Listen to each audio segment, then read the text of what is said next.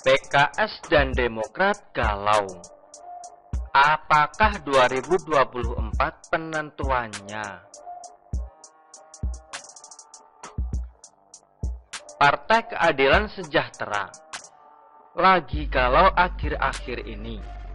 Berita tentang penilapan dana umat oleh petinggi ACT dan dikaitannya dengan PKS membuat PKS semakin terkucilkan. Lalu, cita-cita luhur PKS, yaitu menjadikan Anies sebagai capres, sepertinya sulit terwujud. Aturan presidensial threshold 20% menjadi tembok yang menghalangi tujuan itu. Padahal kalau kita lihat kembali, saat undang-undang itu dibuat, PKS justru termasuk partai yang menyetujui aturan itu. Jadi kenapa baru sekarang menggugat? Apakah gugatan ke MK adalah untuk bisa memuluskan langkah itu? Silahkan komen. Saat ini hampir semua partai di parlemen dirangkul oleh Jokowi untuk masuk kabinet kecuali PKS dan tentunya Demokrat. Berbagai manuver politik sudah dilakukan oleh berbagai partai politik yang mempunyai suara, terkecuali PDIP yang masih wait and see.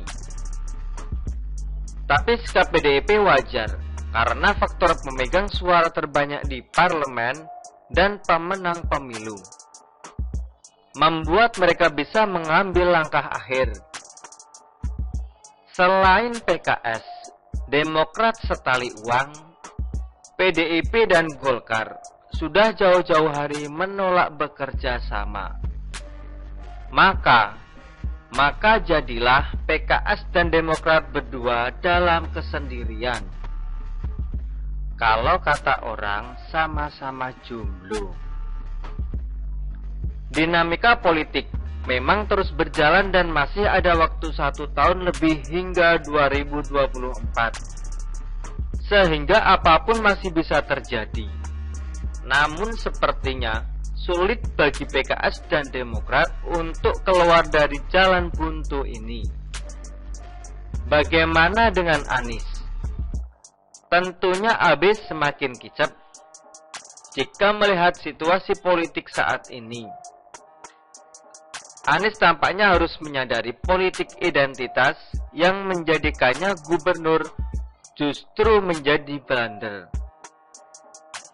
Partai-partai politik tentu sudah menghitung dari jauh-jauh hari untung ruginya jika nekat mengusung AB untuk menjadi presiden. Biaya kampanye pemilu itu besar. Selain itu, cara-cara AB untuk menarik simpati tidak mendongkrak rating surveinya di masyarakat. Malah dalam beberapa jejak pendapat yang dilakukan oleh berbagai lembaga, polling popularitasnya kesalip oleh tokoh-tokoh lain. Demokrat dan PKS juga sama. Mayoritas masyarakat masih trauma dengan dua kepemimpinan selama 2 periode SBY memerintah. Daratan kasus korupsi yang menerpa para petingginya sudah membuat partai-partai tersebut dicap jelek oleh masyarakat. Perolehan PKS di 2019 yang melonjak sebenarnya hanya karena faktor Prabowo yang adalah lawan Jokowi pada kontestasi itu. Jika ada berbagai macam faktor berbeda yang membuat PKS dan Demokrat ditinggalkan oleh pemilihnya. Ya, kecuali pendukung fanatik kedua partai itu. Maka 2024 adalah penentuannya. Apakah PKS dan Demokrat akan punah atau survive?